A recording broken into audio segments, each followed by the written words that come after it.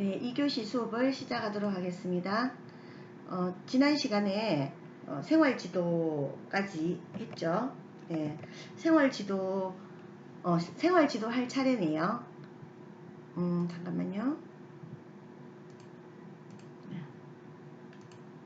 펜을 좀 해서 하면 훨씬 더 여러분들에게 도움이 될 것 같습니다. 상담의 목적은 구체적인 생활 문제를 해결하고 뭐 이런 거라고 제가 말씀을 드렸고, 생활지도는 그럼 어떤 것인가? 바람직한 생활과 생활 과정과 성장 발달을 지도하는 게 이제 생활지도입니다. 좀 비슷하긴 하죠. 이거는 지도하는 거고, 여기는 이제 바람직하게 성장할 수 있도록 행동을 변화시켜 나가는 과정이 바로 상담이고 조금 다릅니다. 이건 지도하는 거예요. 그리고 심리 정신 치료 같은 경우에는 심각한 어떤 정신 장애에 대한 치료라고 볼 수 있어요. 그리고 성격 구조의 심층적인 어떤 변화가 필요할 때 이제 그 목적을 해서 심리 정신 치료를 하는 경우입니다. 그래서 약간 상담 치료, 우리가 상담 치료라고 하죠. 상담 심리, 심리 상담 이렇게 이제 얘기를 하는데 좀 이렇게 섞어서 쓰기도 하는데, 여기서 이제 심리 정신 치료 같은 경우에는 사이코테라피라서 뭡니까? 완전히 조금 정신장애, 중증이라고 생각하는 어떤 정신장애의 치료를 우리가 심리치료다 이렇게 말하고 있는데, 약간은 이제 상담 심리치료 뭐 이렇게 해서 쓰기도 합니다. 이게 용어들이 좀 혼용돼서 쓰이는 측면들이 있긴 해요. 그 다음에 사회사업은 여러분이 이제 사회복지 사업을 이야기하는 거죠. 사회복지사들이 하는 일, 이거는 이제 사회사업 소셜워크인데, 사회적 취약계층에 대한 사회정책을 실현하는 겁니다. 그러니까 좀 다릅니다. 여러분들이 그 상담과 생활지도, 뭐 이렇게 심리정신치료, 사회사업, 특히 사회복지사업이라고 이야기하는데, 이 부분하고는 조금 이제 확연하게 차이가 있죠. 근데 요 심리치료, 정신치료 하고는 요 심리상담 요런 거랑은 조금 이제 중첩되는 부분들이 있긴 합니다. 그리고 이제 상담의 그 학문적 기초는 행동과학이나 심리과학인 반면에 생활지도는 교육합니다. 이제 뭔가 지도하고 교육하는, 코칭하고 뭐 이런 거기 때문에. 그리고 심리나 정신치료는 의학, 임상심리학 이런 것들이 학문적 기초가 되고요. 사회사업은 사회복지학이나 사회정책학, 왜냐하면 사회정책을 실현하는 분야이기 때문에 그렇게 볼 수 있고, 그 다음에 어떤 걸 그럼 취급하는가? 상담은 긴장, 불안, 비능률적인 행동 습관, 비성취적인 관념, 모든 게 다 짜증나고 싫고 뭐 이런 거 있잖아요. 그런 것들을 이제 할 때. 그리고 생활지도는 현실적인 능력 평가나 진로 계획 이런 걸 때는 이제 생활지도라고 하고, 심리정신치료는 신경증, 성격장애, 우울증, 정신병 이런 걸 때는 뭡니까? 우울증 같은 경우에도 뭐 심리상담으로 치료하기도 합니다. 그래서 약간 이게 이제 좀 중첩되는 부분이 있다 이렇게 이제 말씀을 드렸고요. 그리고 사회사업 같은 경우에는 직업이 장애인 여성이라든가 노인, 빈곤 계층, 그 다음에 사회적 착취 계층의 사회 경제적인 문제 이런 것들을 이제 취급하는 이런 게 이제 다른 점이다라고 볼 수 있겠죠. 네. 그 다음에 여러분들 책에도 있습니다만은 보면 그럼 누가 담당하는가? 상담은 전문 상담 교사나 아니면 상담 심리 전문가가 이제 담당을 하고 있고요. 생활지도는 일반 교사나 전문 상담 교사들이 이제 생활지도를 하고 있고, 심리 정신치료는 뭡니까? 진료실에서 하고, 환자 가정 이런 데서 의사들, 정신과 의사 진료실에서 이루어지는 그런 거라고 볼 수 있고요. 그 다음에 사회사업은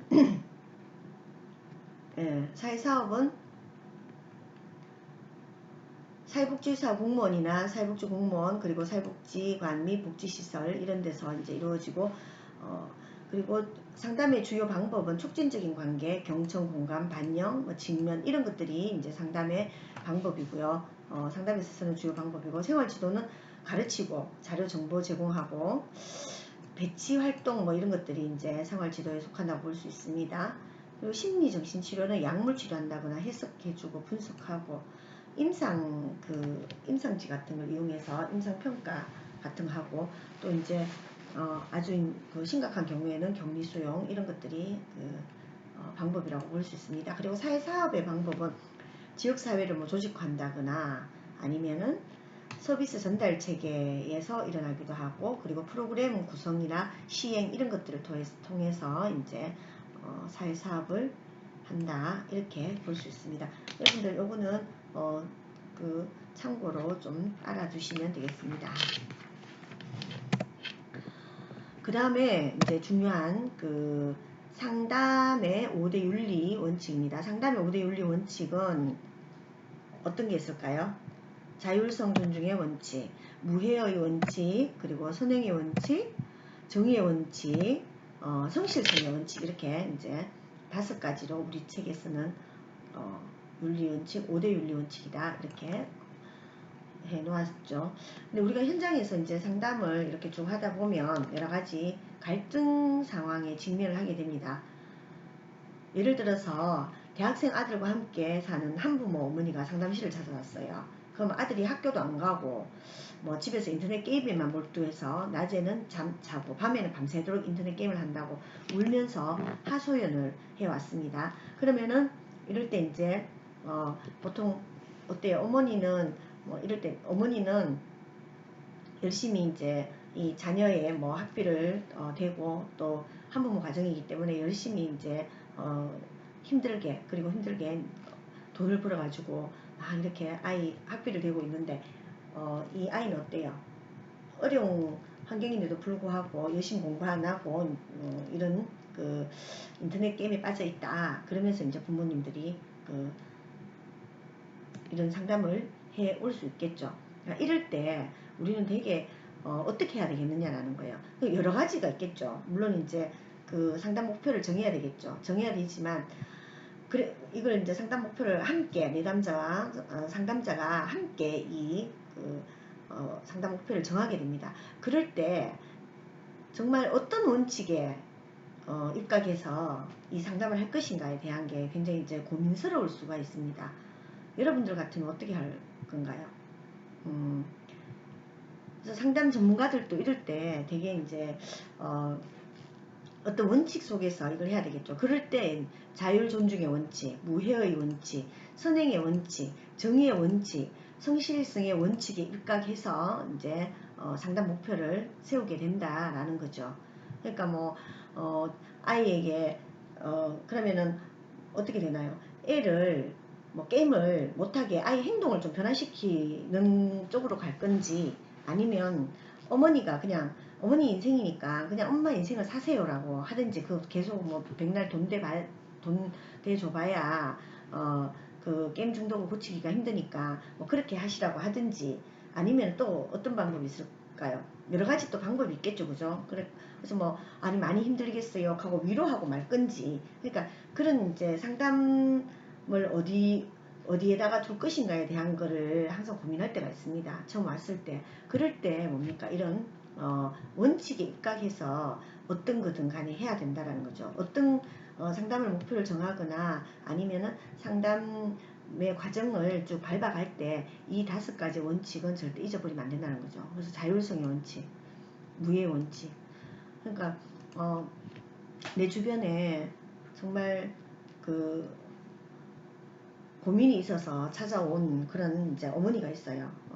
자녀가 하여튼 되게 그 분노 조절 장애도 있고, 그래서 이 아이를 어떻게 했으면 좋겠느냐라고 이제 왔을 때 상담을 뭐 의뢰가 왔거나 그랬을 때 그 이야기를 들어보면 정말 상담이 필요해요. 그렇지만 애가 뭐 이 부모님은 답답하고 막 그래서 상담을 받게 하고 싶어가지고 막 데리고 왔는데, 근데 도대체가 상담이 잘 안 이루어지는 거예요. 왜냐? 자녀가 잘 안 올라가거든요. 나는 괜찮다. 내가 혼자서 뭐 그렇게 할 수 있다. 내가 혼자서 뭐 분노 조절 잘 할 수 있다. 이렇게 이야기하면서 상담을 거부하는 거예요. 그러면은 그럴 때 나는 근데 그 아이가 꼭 왔으면 좋겠어요. 상담자로서. 근데 그 아이를 꼭 좀 데리고 오세요. 라고 할 수 없는 거예요. 왜냐? 첫 번째 이 원칙이 있는 거죠. 자율성 존중의 원칙이에요. 자율성 존중의 원칙을 지키면은 어떻게 됩니까? 아이가 정말 자기 스스로 자기 의지대로 상담에 임할 수 있도록 그렇게 기다려야 되는 거죠. 그게 이제 자율성 존중의 원칙입니다. 그리고 무해 원칙 이렇게 5가지가 있는데 그러니까 이 상담의 5대 윤리 원칙은 바로 이런 거라는 거죠. 내가 뭔가 상담을 시작할 때 내지는 상담을 해가는 그 과정 종결될 때까지 뭔가 계속 이제 윤리적인 판단을 해야 될 때가 있습니다. 윤리적인 판단을 해야 될 때 그럴 때 이 원칙이 굉장히 중요하다라는 겁니다. 저도 이제 항상 이런 그 상담을 하면서 참 이제 위기 상담일 때가 많습니다. 제가 하는 상담들은 뭐 여성 폭력 관련한 상담이기 때문에 그러면 이분들이 와서 상담을 이제 한 번만 하고 뭐 그 다음에 안 올 때가 있어요. 그럴 때 이럴 때 꼭 좀 왔으면 좋겠는데 안 오는 거예요. 근데 그분들을 내가 강제로 오게 할 수는 없는 거죠. 그게 왜? 바로 자율성 존중의 원칙이 있기 때문에. 그러면 꼭 오게 하고 싶다. 그렇더라도 내가 그 사람들을 막 이렇게 엇박지르는 건 아니면 안 오면 지금 큰일 납니다라든가 이렇게 협박이나 이런 걸 할 수가 없는 거예요. 왜냐? 이 원칙 때문에. 그래서 항상 윤리적인 딜레마 상황이라든가 이런 게 왔을 때 이 원칙을 잊어버리면 안 된다라는 거죠. 네, 그래서 첫 번째 자율성 존중의 원칙인데요. 이거는 하나씩 이제 한번 보도록 하겠습니다. 내담자가 타인의 간섭이나 억제로부터 자유롭게 자신에 관련된 일에 대한 선택권이 있다는 점을 존중하는 원칙입니다. 정말 중요합니다. 근데 이게 잘 안 지켜질 때가 있어요. 상담자들도. 그래서 이걸 원칙을 만들어 놨는 거예요. 나는 생각할 때 꼭 10회기는 해야 돼. 근데 한 3번만 하고 안 와. 이럴 때 정말 꼭 10회기를 시키고 싶거든요. 그럴 때 이 자율성 존중의 원칙을 가지고 있어야 된다는 겁니다.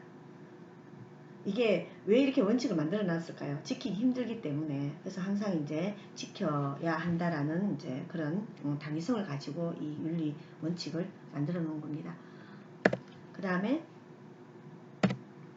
두 번째가 무해의 원칙입니다. 무해 원칙이라는 것은 상담자의 상담적 개입이 내담자에게 어떠한 해도 끼쳐서는 안 된다는 윤리적 원칙이죠. 그래서 이 원칙은 원래 의료 분야의 원칙에서 파생된 개념이에요. 그래서 이 자율성 존중의 원칙이 내담자와 관련된 것이라면요. 무해의 원칙은 상담자의 능력과 관련된 개념입니다. 상담자는 내담자에게 해가 될 수 있는 기법을 피해야 될 책임이 있다라는 거죠. 그래서 상담자는 내담자의 문제를 철저히 평가해서 가장 적합하고 안전한 것으로 판명된 상담 기법을 적용해야 한다라고 봅니다. 그러니까 의료인들에게 이제 처음으로 그 주어진 원칙이라고 했는데 의료인들 같은 경우에도 뭡니까? 사람의 생명을 다루는 거죠. 사람의 생명을 다루는 거기 때문에 만약에 그 사람의 생명을 해하는 거기에 어떤 걸 선택할 때 사람의 생명과 무해한 걸 해야 되는 거죠. 그런 것처럼 이 상담은 뭡니까? 사람들의 정서와 그리고 사람들의 마음을 다루는 겁니다. 그래서 마음을 잘못 다루거나 뭐 이렇게 되면 결국엔 이것도 뭡니까? 생명과 연관이 되어 있는 거예요. 이게 마음이 항상 마음의 어떤 문제가 어떤 몸의 문제로 가기 때문에 결국에는 이 의료인들에게 적용했던 이 무해 원칙이라는 것이 바로 어떤 걸 하더라도 내담자에게 해를 끼쳐서는 안 된다라는 그런 윤리적인 원칙이 이제 채택되게 됩니다. 그 다음에 세 번째가 선행의 원칙입니다. 상담자는 내담자에게 선의를 행하고 내담자의 복지에 기여할 책임이 있다라는 윤리적 원칙인데요. 상담자는 내담자를 위해 최선을 다해야 되고 그리고 자신이 내담자에게 도움을 줄 수 없을 것 같으면 적절한 다른 대안을 제공해야 된다라는 거죠. 그래서 웰펠이라는 이 학자는요. 선행의 원칙에는 상담자가 일반 대중에게 유의되는 전문적 활동에 종사해야 된다는 내용도 포함된다 라는 거죠. 그러니까 선행의 이 원칙은 그 일반 대중에게도 유익이 되는 어떤 활동을 해야 한다라는 거죠. 무슨 말인지 무슨 뜻인지 이해가 가나요? 그러니까 상담자는 그냥 내담자뿐만 아니라 얼마만큼 이걸 확장을 하느냐는 내담자뿐만 아니라 그야말로 일반 대중에게도 유익이 되는 그런 활동을 해야 한다. 이렇게 이제 얘기를 하고 있어요. 그 다음에 정의의 원칙입니다. 정의의 원칙은 상담자가 공정하고 정당한 방식으로 행동해야 한다. 상담자는 공정하고 정당한 방식으로 행동해야 한다 라는 원칙인데요. 상담자가 특정 개인이라든가 집단에 차별 없이 대해줄 것을 기대하고, 그리고 상담자가 모든 사람을 똑같이 대우한다라는, 이거는 이제 모든 사람을 똑같이 대한다라는 그런 의미라기보다는 평등, 불평등을 인정하고, 그러니까 우리는 불평등하다라는 걸 좀 인정을 하고, 그리고 적합한 개입 방법을 적용하는 것이 상담자의 능력이다라는 겁니다. 그 다음에 5번째가 성실성의 원칙입니다. 성실성은 흔히 이제 진실성 혹은 신뢰라는 용어로도 번역되는데요. 그 성실성의 원칙은 상담자가 내담자와 신뢰로운 관계, 진실된 관계로 이루어져 있어야 된다. 그래서 내담자에게 상담자의 말과 행동이 진실하고 신뢰할 수 있는 믿음을 주기 위해서는 상담자는 내담자의 이익을 자신의 이익보다 우선시해야 된다라고 그렇게 보고 있습니다. 그래서 이 5대 윤리 원칙을 좀 요약을 하자면요. 상담자는 상담 과정에서 발생할 수 있는 여러 가지 윤리적인 문제를 다루기 위해서 이 5가지 윤리 원칙을 좀 주지하고 이것들을 실천을 해야 하는데, 내담자의 자율성을 존중해 주면서 내담자에게 해가 될 어떤 그 소지가 있는 상담적 기법을 적용해서는 안 되고요. 내담자와 사회에 선을 행해야 되고 공정과 평등의 기초에서 내담자를 대해야 된다.